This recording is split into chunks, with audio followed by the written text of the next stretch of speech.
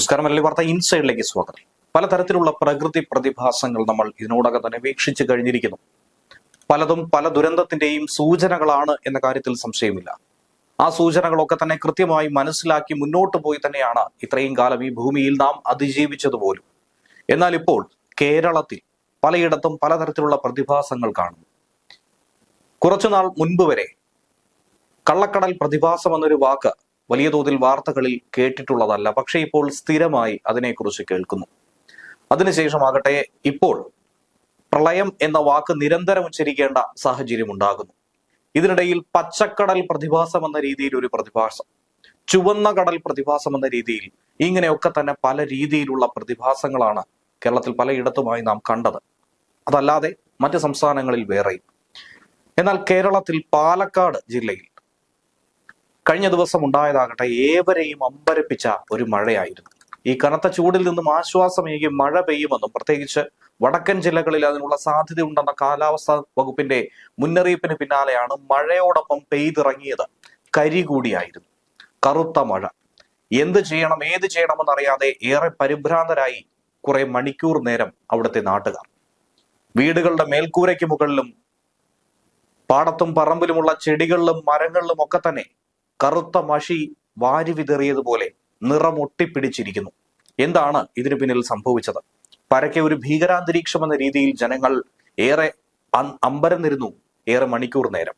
പാലക്കാട് ജില്ലയിലെ തച്ചനാട്ടുകരയിലാണ് മഴയോടൊപ്പം ഇങ്ങനെ ഒരു പ്രതിഭാസം ഉണ്ടായത്, കരി പെയ്തിറങ്ങിയത്. കഴിഞ്ഞ ദിവസം ഇത്തരത്തിൽ മഴയോടൊപ്പം കരി പെയ്തിറങ്ങിയത് ജനങ്ങളിൽ ആദ്യം വലിയ ആശങ്ക തന്നെയാണ് ഉണ്ടാക്കിയത്. തച്ചനാട്ടുകരയിൽ കുണ്ടൂർക്കുന്ന്, ആവണക്കുന്ന് മേഖലകളിലായിരുന്നു കഴിഞ്ഞ ദിവസം പെയ്ത മഴയിൽ ഇത്തരത്തിൽ ഒരു സംഭവം ഉണ്ടായത്. ചെടികളുടെ ഇലകളിലും വീടുകളുടെ മുറ്റത്തും മേൽക്കൂരയിലും ഒക്കെ തന്നെ കറുത്ത കരി ഒട്ടിപ്പിടിച്ചിരിക്കുകയാണ്. മഷി പുരട്ടിയ രീതിയിൽ തന്നെയാണ് ഇത് കാണാൻ കഴിയുന്നത്. നാട്ടുകാർ ഏറെ ദുരിതത്തിൽ ഇതിനെക്കുറിച്ച് പരാതിപ്പെടുകയാണ്. ഇതിൽ നിന്നും തങ്ങളെ രക്ഷിക്കണമെന്നും ഇതിന്റെ ആപത്തിൽ നിന്നും ഇനി ഈ മഴ മൂലം പലതരത്തിലുള്ള ആരോഗ്യ പ്രശ്നങ്ങൾ ഉണ്ടാകുമോ എന്ന സംശയമടക്കം നാട്ടുകാർ പങ്കുവെക്കുന്നുണ്ട്. ആസിഡ് റെയിൻ അടക്കം നമുക്ക് അറിയാവുന്നതാണ്, അതിന്റെ ദൂഷ്യവശങ്ങൾ അറിയാവുന്നതാണ്. എന്നാൽ ഈ കരിമഴ പെയ്താൽ എന്തായിരിക്കും ഇനി തങ്ങൾക്ക് സംഭവിക്കുക എന്ന ആശങ്കയാണ് ജനം പങ്കുവെക്കുന്നത്. ഈ മേഖലയിൽ പ്ലൈവുഡ് ഫാക്ടറി അടക്കം നിരവധി വ്യാവസായിക സംരംഭ സ്ഥാപനങ്ങൾ പ്രവർത്തിക്കുന്നുണ്ട്. നാട്ടുകാർ പറയുന്നതനുസരിച്ച് ഇവയുടെ പുകക്കുഴലിൽ നിന്നാവാം ഈ മഴയോടൊപ്പം കരി കലർന്നിരിക്കുന്നതെന്നാണ് സംശയിക്കുന്നത്. ഈ സ്ഥാപനങ്ങളിലെ പുകക്കുഴലിൽ നിന്നും പുറന്തള്ളുന്ന കരിയും മാലിന്യവും അന്തരീക്ഷത്തിൽ തന്നെ തങ്ങി നിൽക്കുന്നു. കനത്ത ചൂടിൽ ഇത് വിഘടിക്കാനുള്ള സാധ്യത കൂടുതലാണ്. പെട്ടെന്ന് മഴ പെയ്തപ്പോൾ ആ കാർമേഘങ്ങളിൽ അതോടൊപ്പം തന്നെ ഈ പുകയും നിറഞ്ഞ് അതിനോടൊപ്പം കരി കലർന്ന് താഴേക്ക് പതിക്കുകയായിരിക്കാമെന്ന ഒരു സംശയമാണ് പ്രാഥമികമായി നാട്ടുകാർ പങ്കുവെക്കുന്നത്. ശാസ്ത്രീയ പരിശോധനയൊന്നും ഇതുവരെ കഴിഞ്ഞിട്ടില്ല. ഇത് അനുമാനം മാത്രമാണ്. അങ്ങനെയാണ് ചെടികളുടെ ഇലകളിലും മറ്റുമൊക്കെ കറുത്ത നിറത്തിലുള്ള കരി ഒട്ടിപ്പിടിച്ച നിലയിൽ ഇപ്പോൾ കാണപ്പെടുന്നത്. പ്രകൃതിദത്തമായി പെയ്യേണ്ട മഴയ്ക്ക് പകരം മലീമസമായിട്ടുള്ള മലിനീകരണം വാഗ്ദാനം ചെയ്യുന്ന മഴ കൂടിയാണ് ഇപ്പോൾ പെയ്തിരിക്കുന്നത്. കടുത്ത പാരിസ്ഥിതിക പ്രശ്നമായി തന്നെയാണ് നാട്ടുകാർ ഇതിനെ നോക്കിക്കാണുന്നത്. വരും ദിവസങ്ങളിൽ ഇതിന്റെ ഭവിഷ്യത്തുകൾ അനുഭവിക്കേണ്ടി വരുമെന്നും നാട്ടുകാർ കുറ്റപ്പെടുത്തുന്നുണ്ട്. നാട്ടുകാർ തന്നെ ചേർന്ന് രൂപീകരിച്ച ആക്ഷൻ കൗൺസിൽ ഭാരവാഹികൾ, പഞ്ചായത്ത് അധികൃതർ എന്നിവർ സ്ഥലത്തെത്തി വേണ്ട വിധത്തിൽ വിശദ പരിശോധന നടത്തിയിട്ടുണ്ട്. വരും ദിവസങ്ങളിൽ മലിനീകരണ നിയന്ത്രണ ബോർഡ് ഉൾപ്പെടെയുള്ളവർ പരിശോധന നടത്തി കർശന നടപടി സ്വീകരിക്കണമെന്ന് നാട്ടുകാർ ഇതിനോടകം തന്നെ ആവശ്യപ്പെട്ട് കഴിഞ്ഞിരിക്കുകയാണ്. ഇത്തരത്തിലുള്ള പാരിസ്ഥിതിക പ്രശ്നങ്ങൾ ഇതാദ്യമായിട്ടല്ല റിപ്പോർട്ട് ചെയ്യപ്പെടുന്നത്. ഇതിനു മുൻപും സമാനമായ വാർത്ത പുറത്തു വന്നിട്ടുണ്ടായിരുന്നു. സമാനമായ രീതിയിലുള്ള ചില പ്രതിഭാസങ്ങൾ അത് മനുഷ്യരായിട്ടായിരുന്നാലും അല്ലാതെ പ്രകൃതിയുടെ ഭാഗത്തുനിന്നായിരുന്നാലും സംഭവിക്കാറുണ്ട്. ഇതിൽ ഉചിതമായ നടപടി സ്വീകരിക്കുമെന്നും ഇതിന്റെ കാരണം എന്തെന്നുള്ളത് വരും ദിവസങ്ങളിൽ കണ്ടെത്തുമെന്നുമാണ് ഇപ്പോൾ പ്രതീക്ഷിക്കുന്നത്.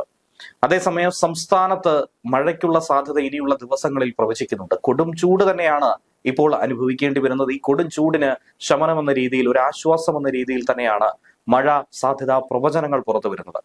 ഇന്ന് ഉച്ചതിരിഞ്ഞ് 2 ജില്ലകളിലുള്ള മഴ സാധ്യത പ്രവചിച്ചു കഴിഞ്ഞു. പത്തനംതിട്ട, ഇടുക്കി ജില്ലകളിലാണ് ഇനി മഴ പെയ്യാനുള്ള സാധ്യതയുള്ളത്. വരാനിരിക്കുന്ന മണിക്കൂറിൽ നേരിയ മഴയ്ക്ക് സാധ്യതയുണ്ടെന്ന് കാലാവസ്ഥ വകുപ്പ് പറയുന്നുണ്ട്. ഇതുകൂടാതെ അടുത്ത 5 ദിവസങ്ങളിൽ വടക്കൻ കേരളത്തെ അപേക്ഷിച്ച് തെക്കൻ ജില്ലകളിൽ ഇനി നേരിയ മഴയ്ക്ക് സാധ്യതയാണുള്ളത്.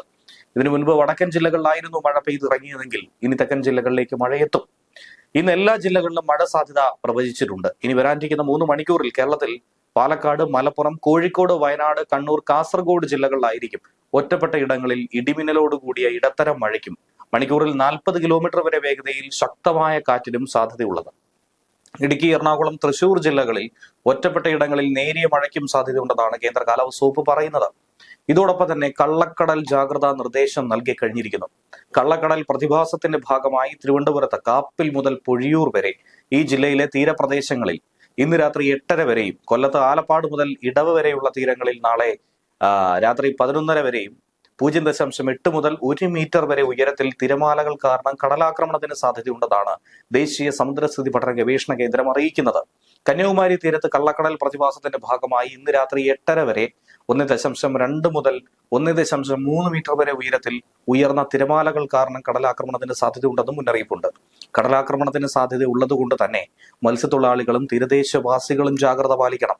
കടൽക്ഷോഭം രൂക്ഷമാകാൻ സാധ്യത ഉള്ളതുകൊണ്ട് അപകട മേഖലകളിൽ നിന്നും അധികൃതർ നൽകുന്ന നിർദ്ദേശാനുസരണം മാറി താമസിക്കണം. ചെറിയ വള്ളങ്ങളും ബോട്ടുകളും കടലിലേക്ക് ഇറക്കുന്നത് ഈ സമയത്ത് ഒഴിവാക്കണം. കള്ളക്കടൽ പ്രതിഭാസത്തിനും ഉയർന്ന തിരമാലയ്ക്കും സാധ്യതയുള്ള ഘട്ടത്തിൽ കടലിലേക്ക് മത്സ്യബന്ധന യാനങ്ങൾ ഇറക്കുന്നത് പോലെ തന്നെ അപകടകരമാണ് കരയ്ക്ക് അടുപ്പിക്കുന്നതും. അതുകൊണ്ട് തന്നെ തിരമാല ശക്തിപ്പെടുന്ന ഘട്ടത്തിൽ കടലിലേക്ക് ഇറക്കുന്നതും കരയ്ക്ക് അടുപ്പിക്കുന്നതും ഒഴിവാക്കണം. മുന്നറിയിപ്പ് പിൻവലിക്കുന്നതുവരെ ബീച്ചുകൾ കേന്ദ്രീകരിച്ചുള്ള വിനോദസഞ്ചാരം ഉൾപ്പെടെയുള്ള എല്ലാ പ്രവർത്തനങ്ങളും പൂർണ്ണമായും ഒഴിവാക്കണം.